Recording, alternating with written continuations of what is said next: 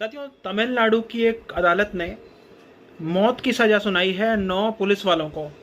और उनका जो अपराध है वो है custodial torture. D K Basu guidelines हमें पता है कि किस तरह से आज भी वो एप्लीकेबल हैं और कस्टडी में जब किसी व्यक्ति को लिया जाता है तो वो लागू होती हैं। और लोगों के साथ इम्प्रिजनमेंट के दौरान, कस्टडी के दौरान थर्ड डिग्री टॉर्चर ना हो, उसको रोके जाने को लेके ये चीज़ है। अब यहाँ पे इन लोगों का जो जुर्म था वो ये था कि शुरू में क्या हुआ कि लॉकडाउन की ये बात है 2020 में।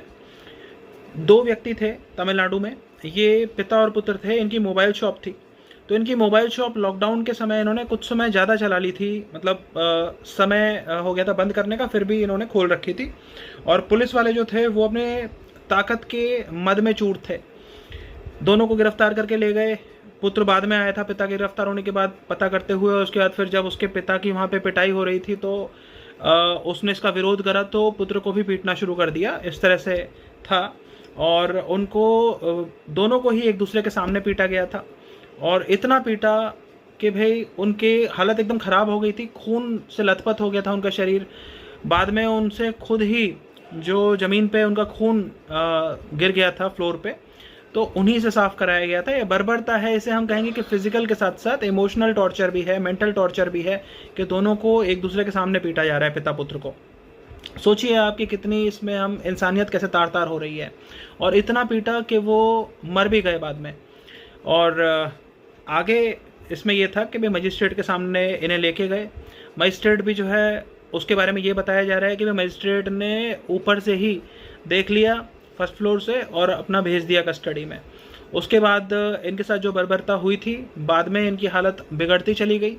और जब इन्हें हॉस्पिटल में भर्ती किया तो एक दिन के अंतर में दोनों की ही एक एक करके, पहले शायद बेटे की, उसके बाद पिता की, इस तरह से मौत हो गई। लेकिन अब यहाँ पे सवाल ये उठता है कि इतने सारे केसेस हमने पास्ट में भी देखे हैं, तो पकड़ा कैसे गया इन लोगों को, इनका दोष कैसे साबित हुआ। तो इनके खिलाफ गवाही देने में जो मुख्य भूमिका निभाई वो हेड कांस्टेबल रेवती ने निभाई। और मैं सैल्यूट करता हूँ हेड कांस्टेबल रेवती को। उन्होंने उस वक्त भी विरोध किया था, कोशिश करी थी इनकी मदद करने की, कॉफ़ी देने की कोशिश करी थी, लेकिन पुलिस वालों ने उसे फेंक दिया था। और अभी भी इनके ऊपर बहुत प्रेशर था। पुलिस वाले के खिलाफ नहीं गवाही देते हैं, लेकिन हेड कांस्टेबल रेवती ने अपनी आत्मा की आवाज़ को सुना और अपने कॉन्शियस को उन्होंने फॉलो किया। और विरोध के बावजूद बाहर पुलिस वाले उनके बारे में उल्टा सीधा बोल रहे थे, उन पर दबाव बनाने की कोशिश कर रहे थे, लेकिन किसी दबाव को नहीं माना। उन्होंने बस यही कहा कि बस उनके परिवार की सुरक्षा सुनिश्चित की जाए